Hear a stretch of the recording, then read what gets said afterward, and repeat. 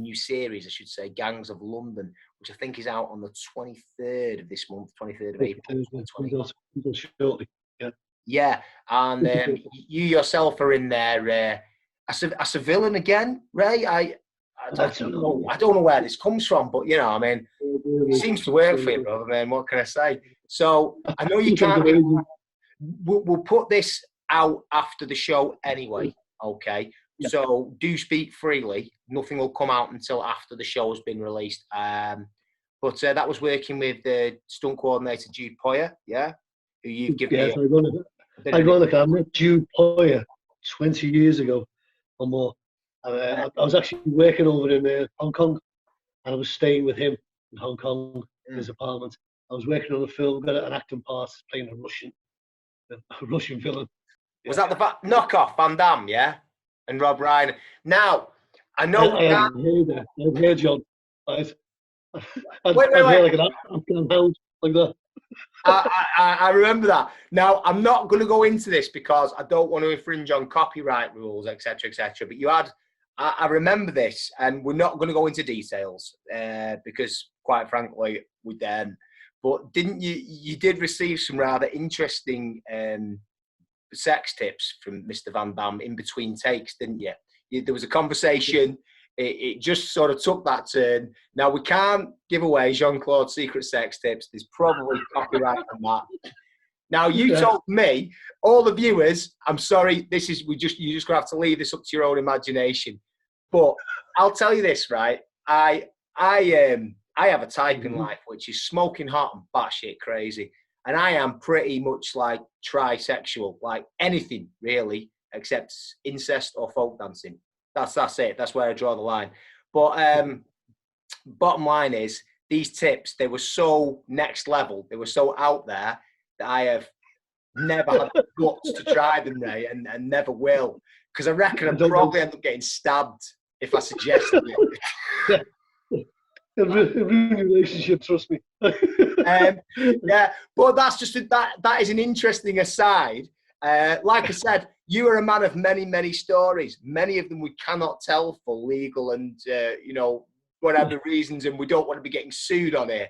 And we will come back to some more of those stories. But I had to jump on that when you mentioned it. So you were staying with Jude while you were filming Knockoff. I worked over that. That's when I met him. And ironically, years and years later, he come back to England, and he was doing really well. And he's kind of in independent. He's not on the register, but he's doing very, very well in his own right as a coordinator. And he works. We worked with a fellow called Gareth Evans. He's one of the best directors I've ever worked with. He's a director of The Raid, yes. Yeah, he's done the Raid films, and he's done Gangs of London. And the rapport that he's got and Jude's got with him is fantastic. It's like what every stunt coordinator wishes to have, that rapport with the director, where you can bat ideas and he listens, etc. I was marvelled. Marvelled, stood back and went, that's fantastic. It really is. The two of them done really well. I think the series is going to be a hit. Right? It's not for the squeamish. It's very graphic. It's very violent. They've got a particular scene, which obviously now I can tell you now because it's going to be played afterwards. Be played afterwards. I got kind of featured as the shotgun man.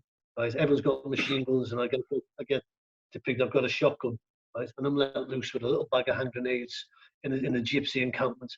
And I'm shooting people and hand grenading them. It's just a chance to let loose. It was good. It's just like, yeah, right, have a shotgun, off you pop, go and play. And so they kind of featured, and he listened to certain scenes. I said, can I say something? He said, yeah. There's a scene where the guy gets blown up the caravan, throw a hand grenade in, boom, he gets blown out, he's hanging over. I've ducked down behind the window, it's exploded.